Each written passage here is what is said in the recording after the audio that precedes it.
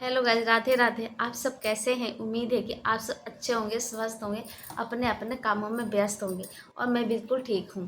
तो चलिए एक और कहानी लेके आई हूँ। कहानी का नाम है सत्संग और उसका प्रभाव। कैसे एक आदमी सत्संग में जाता है और उस पर क्या क्या प्रभाव पड़ता है, कैसे उसका मन शुद्ध होता है, इस कहानी में बताया गया है। आपको बता देती हूँ। सत्संग और उसका प्रभाव कहानी का विषय है। तो कहानी शुरू करने से पहले एक आपको बात बता देना चाहती हूँ कि कहानी को कभी भी स्किप करके मत सुनिएगा। हमेशा कहानी को पूरा ही सुनिएगा। पूरा ही सुनने से आपको पता चलेगा कि कहानी में हुआ क्या है, क्या नहीं हुआ है। क्योंकि आधा अधूरा सुनी हुई बातें हमें कुछ समझ नहीं आती है, तो इसलिए आपको पूरा ही सुनिएगा। और आपको तो चलिए ज़्यादा टाइम नहीं लूँगी, चलिए कहानी शुरू करती हूँ। तो किसी आश्रम में एक साधु महाराज रहते थे। उनके आश्रम में बहुत सारे लोग सत्संग सुनने आते थे और उनको अच्छी अच्छी ज्ञान प्राप्त होता था। पर उसी गांव में एक आदमी रहता था, हम केशव नाम का।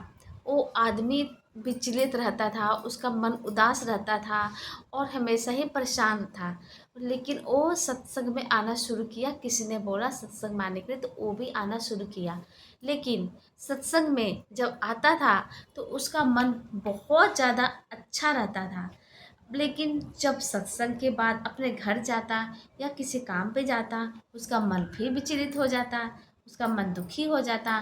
तो ये बात वो कितने बार नोटिस किया कि जब मैं सत्संग में आता हूँ तो मेरा मन तो अच्छा रहता है, लेकिन जब मैं सत्संग के बाद घर जाता हूँ या कहीं जाता हूँ तो मन विचलित हो जाता है। तो ये बात उसने साधु महाराज को बताया। तो महाराज बोले कोई बात नहीं, तुम्हारा इस समस्या का हल हो जाएगा।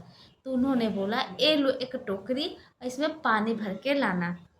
तो आदमी था, वो टोकरी ले लिया। फिर वो नदी के किनारे गया। जब वो टोकरी में पानी भरने लग गया तो सारा पानी गिर गया। तो जब पानी गिर गया तो उसने बार बार ऐसे कोशिश किया। फिर अगले दिन गया, फिर पानी भरने की कोशिश किया, फिर पानी गिर गया। फिर ऐसे ही रोज करने लग गया। तो फिर क्या हुआ? फिर आया साधु के पास और बोला, महाराज आपने तो बोला था कि टोकरी में पानी भर के लाने को। जब मैं टोकरी में पानी भरता हूँ तो पानी तो गिर जाता है, तो मैं कैसे उसमें पानी भर के लाऊंगा? तो उन्होंने महाराज जी ने बोला, तो तुम परेशान मत हो, तुम फिर उस जाओ नदी किनारे, उसमें पानी भर के लाना, जरूर कुछ ना कुछ होगा। तो आदमी फिर गया अपने घर। फिर सुबह हुई, फिर उस नदी किनारे गया टोकरी लेके, फिर उसमें पानी भरने लग गया।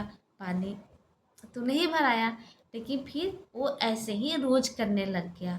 फिर कुछ दिन के बाद उसने टोकरी को देखा कि टोकरी बिल्कुल नए तरह की चमकदार हो गई है, एकदम चमकने लग गई है टोकरी, जैसे पहले नए जैसे चमक रही थी। तो फिर वो फिर गुरु के पास गया और बोला, गुरु महाराज इस टोकरी को आप देखिए, पहले तो इसमें धूल मिट्टी जमी हुई थी, एकदम गंदी सी दिख रही थी, लेकिन अब देखिए एक नई टोकरी की तरह दिख रही है। तो गुरु महाराज बोले, यही तो बात है, जब ये टोकरी में गंदगी जमी हुई थी तो तुम नदी के किनारे गए, इसको पानी भरे तो इसमें पानी नहीं भरा रहा था, और तुम इसे बार बार इसमें डुबोए तो देखो ये कितनी चमकदार हो गई, एकदम निखर के आ गई। तो इसी तरह ये सत्संग भी है। तुम बार बार यहाँ पे आते हो ज्ञान इकट्ठा करने के लिए, इस टोकरी की तरह तुम भी हो कि तुम्हारे मन में गंदगी जमी हुई है, मतलब गलत विचारों का भरमार पड़ा हुआ है, इसलिए तुम सत्संग का प्रभाव तुम्हारे पे अभी नहीं हो रहा है। जब तुम एकदम स्वच्छ हो जाओगे तो तुम बिल्कुल अच्छे हो जाओगे। तो इस तो आदमी ये बात सुना तो वो समझ गया कि मेरे को ऐसे ही टुकड़ी की तरह चमकना है और मुझे बार बार इस आश्रम में आके पे सत्संग में रहकर प्रयास करना है अपने मन को शांति के लिए। तो आदमी रोज आने लग गया आश्रम, और कुछ दिनों के बाद उसके मन में फिर परिवर्तन होने लग गया, और आदमी फिर उसके मन में एकदम सुख शांति का प्रभाव होने लग गया, और वो महसूस करने लग गया कि पहले जो हमेशा गुस्से में अशांत स्वभाव का इंसान था, अब एकदम सुख शांति वाला इंसान बन गया। उससे मन में किसी चीज़ का अब कोई ही दुख महसूस नहीं होता था। ये सब प्रभाव देखकर वो आश्रम में गया और गुरुजी के पैर छुए और बोला, गुरुजी आपने तो मेरी ज़िंदगी ही बदल दी। आपके सत्संग में आके मुझे पता चला कि ज़िंदगी में सिर्फ लोभ माया के कारण ही हमारी ज़िंदगी दुखों से भरी होती है। और मेरी ज़िंदगी में सत्संग में आता हूँ फिर भी सुख शांति का महसूस होता है, और मैं सत्संग से बाहर जाता हूँ तो भी मेरे मन में हमेशा सुख शांति और खुशी ही बनी रहती है। ये सब सत्संग का ही प्रभाव है।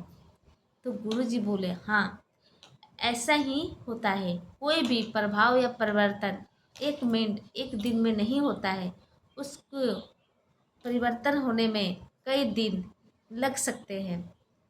ये मत सोचिए कि हम तुरंत कहीं गए और हमारा मन परिवर्तन हो गया। नहीं, इसके लिए हमें खुद भी प्रयास करना पड़ता है। तो फिर वो आदमी खुशी के मारे गया और बहुत सारे लोगों को भी बताया कि सत्संग में जाने का क्या प्रभाव होता है। तो इस तरह वो बहुत सारे लोगों को भी सत्संग में जाने के लिए प्रेरित करने लग गया, और अभी लोग आने लग गए अपने दुखी जो बताने दुखी ज़िंदगी में तो कोई अपने जीवन में दुखी तो होते ही हैं, तो अपने दुख को निवारण करने के लिए सत्संग में आने लग गए, और वो सत्संग में आके अपनी ज़िंदगी का रुख बदलने लग गए। तो दोस्तों, एक कहानी से आपको क्या शिक्षा मिलती है? कहानी से ये शिक्षा मिलती है कि परिवर्तन एक मिनट में, एक घंटे में, एक दिन में नहीं होता है। उस परिवर्तन को करने में कई दिन लग सकते हैं। अपने मन को अगर बदलना है तो उसके लिए हमें निरंतर प्रयास करना पड़ेगा।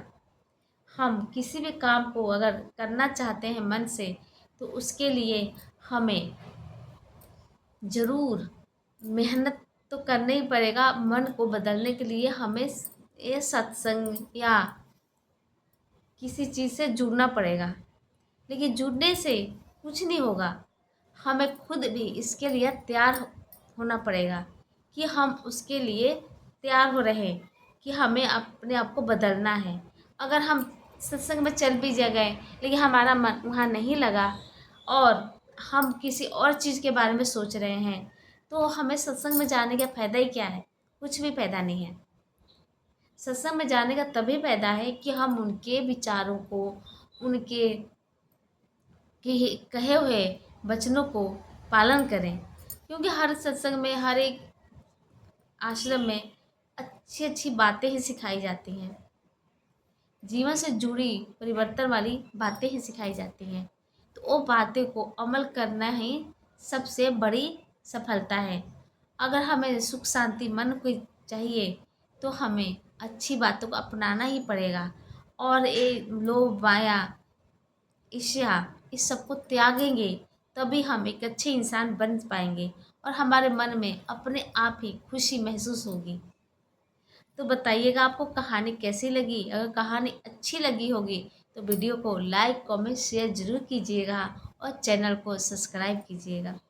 और भी अच्छी अच्छी कहानी लेके आऊँगी, तो ज़रूर आप इस चैनल को सब्सक्राइब करके रखिएगा, और कमेंट में बताइएगा आपको किस प्रकार की और कहानी सुननी है। तो कहानी भी दोस्तों आपको बता दूं, एक किसी न किसी की ज़िंदगी से जुड़ी हुई एक बात ही होती है। तो हम सोच रहे हैं कि कहानी अपने आप बन जाती है, अपने आप नहीं बनती है, किसी न किसी साथ घटित होती हैं, तभी वो कहानी का रूप धारण भी लेती है। और हाँ, कोई ना कोई कहानी कुछ ना कुछ ज्ञान लेके ज़रूर आते हैं। कहानी से हमें कुछ ना कुछ ज्ञान ज़रूर मिलता है। तो इस कहानी से हमें यही ज्ञान मिल रहा है कि कोई भी काम 1 मिनट 1 घंटे में नहीं होता है, उसको लिए हमें प्रयास करते रहना चाहिए। जब हम प्रयास करेंगे तो हमारा काम हो भी जाएगा। अपने मन की धूल को, परत जो जमी है उसको हटाने के लिए हमें टोकरी की तरह चमकना भी पड़ेगा। उसके लिए हमें पानी में जैसे टोकरी को डुबोगे तो उसकी गंदगी सब बाहर निकल गई और नए की तरह चमकने लगी। इसीलिए हम बार बार सत्संग में जाएंगे तो हमारा भी मन निखर जाएगा, हम भी दुखों के से दूर हो जाएंगे। तो इस तरह आप भी कहीं भी कुछ भी बच्चा सत्संग होता है ज़रूर जाइएगा, क्यों नहीं, क्योंकि वहाँ भी कुछ ना कुछ आपको कुछ ज्ञान ही मिलेगा। क्यों, ज्ञान एक ऐसी चीज़ है जो हमें शांति और अच्छी ज़िंदगी जीने के लिए प्रेरित करता है। जिसके पास जितना ज्ञान होता है उतना ही शांत रहता है। तो ज़्यादा टाइम नहीं है, तो राधे राधे। आपको कहानी अच्छी लगी तो वीडियो को लाइक कमेंट शेयर जरूर कीजिएगा। Radhe Radhe, bye bye.